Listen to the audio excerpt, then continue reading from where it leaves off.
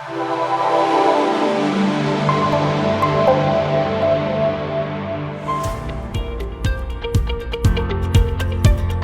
how are you this evening?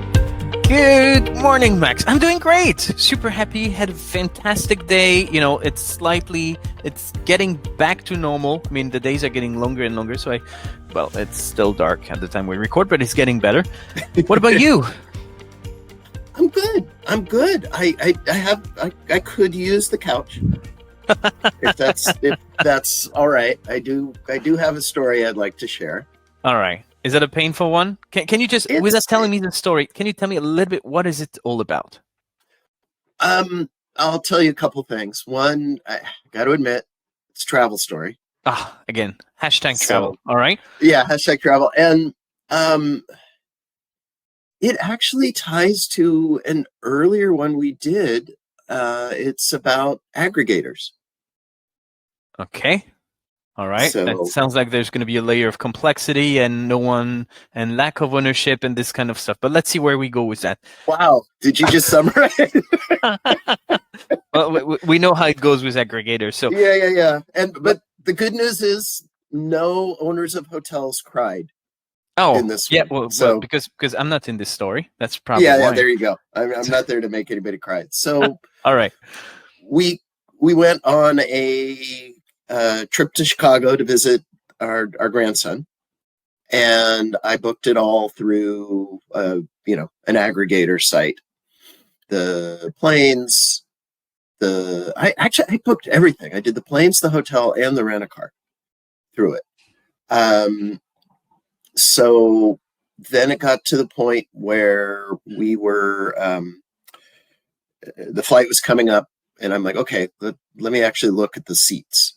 And I booked the outbound flight on United, which I have no status with whatsoever. This also is about status. And then coming back, I booked on American.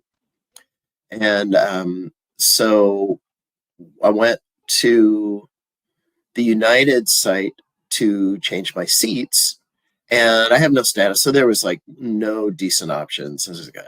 So I just blew it off at that point. I came back later, was debating, it was going to be $30 each to have crappy seats next to each other instead of two middle seats. So I went back, and amazingly, there were two seats right next to each other. They weren't good seats, but they were next to each other. It's like, great, click, click. Mine took, my wife's did not. Click, click. Mine took, my wife's did not. I'm like, what? Is my frequent flyer number in there and it's not for her? Is that why? I went through all this stuff, and finally I called and got in 2 minutes, which we'll come back later. And then I called in, and the agent on the line was like, oh, that second seat's not available. There's only the middle seat in that row. And I'm like, but it's showing on the thing. It doesn't show when I look. So for some reason, the website was lying to me. And it's not like I can argue with the person and say, no, put me in the lap of the guy who's got that seat. So we had to settle for two middle seats. At least I was only a row in front of her, so we could like lean over and yell at each other if we wanted to. Flight was fine, whatever. That was all good. Then I got to the hotel, and I did not enter my hotel number into, it was Hyatt. It wasn't my normal hotel. I'm name dropping. There's such big brands. I don't think they care. I have a Hyatt number, but I don't do it that much. And I went to the desk. I'm like, hey, I want to get credit for this trip. I want to put my number in. And he said, oh, you booked it through this aggregator. We don't give you any points. So no points whatsoever. Then I'm like, well, if you have my number, do I get the $3 bottle of water for free as you do for you? No, you don't have status for that. So I couldn't even get the $3 bottle of water discount. So, okay. Then on American, I got two crap seats, which is what I'm used to. And then I go to the American site, and I have status so I can get good seats. And I went, and it didn't have didn't give me any options for any good seats. And I tried 3 different ways and 3 different logons, and when I called, there was a 2-hour wait, and they did have callback, but still, it was a 2-hour wait. So the window I had to do it, didn't have that much time available, and it said, "Oh, and if you booked your seats through an aggregator, you got to go there. We won't help you." And I'm platinum, and I'm not buying that. So about 4 days later, I finally found a window where I could actually call them, and it was down to like half an hour. So they called me back, and they have an out. I did not. They didn't know this wasn't associated with my frequent flyer number. So I get why I didn't get the status online.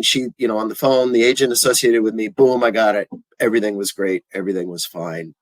How I would have known that, I have no idea, because I was logged in. I did have to search for the flight, and it all worked out fine. But so to your point, there was lack of ownership. There was pointing in the other direction. There was lack of communication, and really, the core vendors doing everything they can to discourage using the aggregator was kind of a lot of my impression. So what did you hear? What do you see going on? Did they put wheels on your rental car, or did you have to figure it out yourself? There were wheels on the rent-a-car. I must admit, the rent-a-car, other than I didn't understand when he said basic insurance, that I was buying more insurance than I needed. No issues with the rent-a-car. All right. A little bit. It was midnight at the gate when I was getting the car, and it was a little bit confusing, all the questions he was asking. But let me unpack it, because there are a few things I've heard here. First, you know what? Let me start with the bad news, and then I'll try to lean more on your side afterwards. The bad news is that's kind of your fault, from my perspective. That's kind of your fault, but that's kind of their fault as well, because they didn't explain it well. What I mean by that is, you are not the customer. The aggregator is a customer. They pre-buy, or they have some kind of agreement where they pre-buy with those hotels and airlines and everything. They are the customer. So ultimately, yes, you have your special status, and I know how much you care, because we've talked about it in previous story. Yes, you have that special status as a customer, but you're not the customer. You are the aggregator's customer, and the aggregator is the airline customer. And therefore, they don't have those privileges. So that's the first thing. And good aggregators, and probably none of them even do this anymore, but they used to do that in the past. They would ask for your frequent flyer number or your hotel number, so that you can still benefit from that. That kind of has disappeared. I haven't seen it in a while. I have not really traveled in a while. Yeah. But again, you're not the customer. That's why you don't have that. That being said, it should be clear. The fact that it's not clear, it's not really your problem, but you see what I mean. The second thing I'm hearing from what you say is, you got a hotel which costs a lot of money, that is telling you, even though they know you are such a good customer, they are not willing to give you a $3 bottle. How cheap can you get? I'm just wondering, is that really worth it? Because you should have the empowerment as a hotel manager or concierge or whatever was the guy you were talking to say, hey, that $3 bottle, that's going to make the customer happy. Am I really going to care for $3? Am I going to get the whole company bankrupt for $3?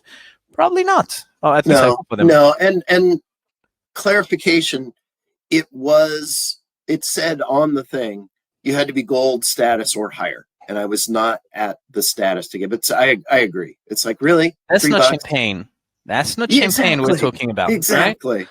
Right? So, and the third thing I heard here is the one that bugs me the most is your website's not working. Now, could very well be that the aggregator website is linked through APIs to the actual airline's database or whatever system. So, and sometimes it's even with the airline itself. I mean, you try to do this was the airline's website. I did not even go worse. To the aggregator.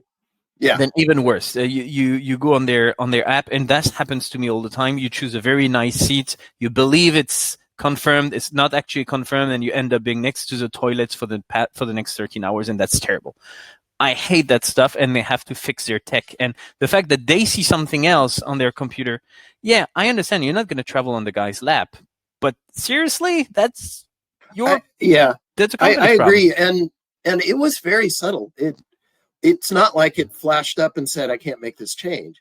I picked the 2 seats. I just know enough to go and check and say, "Okay, my seat changed. Oh, hers didn't." To your point, I could have very easily found out she was in 41F or wherever she was. Well, if you search for me, I'm usually at the back next to the toilets. That's where they park. So should we try to analyze some of that and figure out what could have been done better? What do you think? What should have been done better here? Well, I think I'm going to answer a slightly different question. The result of this, what could have been done better is a better relationship between the aggregator and the vendors. And because of that, I will from now on just abuse the aggregator. I'm going to go find the flights I want. Then I'm going to go to the providers to book those. I'm not going to book them through the aggregator anymore. It's just too aggravating. So treat them like a search engine. Exactly. That's what they're going to become for me. That's what I learned from this lesson. Okay. What I would recommend those companies to do is probably test your products. I mean, this yes. thing where you try to book a seat, but it's already taken, and there should be some kind of Q&A, right? When you create an app, you still have a guy making sure it's working. It's not working. You should figure it out. You should fix it. It's probably not the first time it happened. Probably the millionth time it happens. How come that still exists? So fix your technological problem. Don't be too cheap. I mean, again, a customer who does not have the status asking for a bottle of champagne, yeah, sure, you can tell him off, but a customer you know is a great customer, there's tiny gesture that costs literally nothing, because $3 bottle, that's what they sell it, definitely not what they buy it for. Right. This tiny gesture, it costs nothing and makes a customer happy. And next time, you can even tell him, hey, I give you that bottle, but next time, just book with us directly. That's what perfect. Customer service should be about. Just to underline how galling that was, I booked rooms for myself and one of my kids. I was on a 7-night stay. So $3. It was just absurd. Yeah, no, I feel bad for you. This is terrible. Do you feel any better now after talking it through? I do. I feel like a little clearer on the why and the how of this, and it helped. I really appreciate it. All right. Next time, I will have a follow-up story, and I promise I'll try to make it positive to kind of balance it. Is that okay with you? Yeah, that would be great. I think that would be as healing as getting this off my chest was. Beautiful. Fantastic. Have a beautiful week, Max. I will talk to you again next week. Thank you so much, and have a great day. Bye. Great. Thanks, Julien.